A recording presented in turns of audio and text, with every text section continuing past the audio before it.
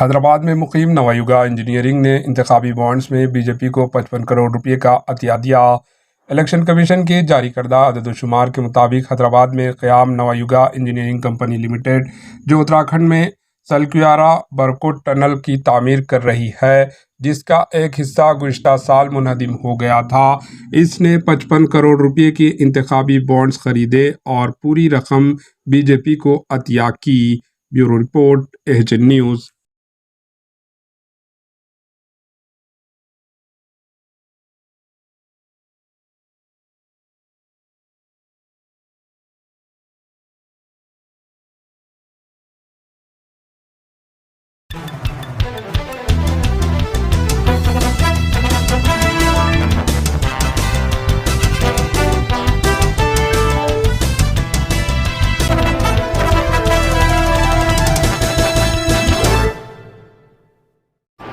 AHN news को like करें, share करें और सब्सक्राइब करना ना भूलें।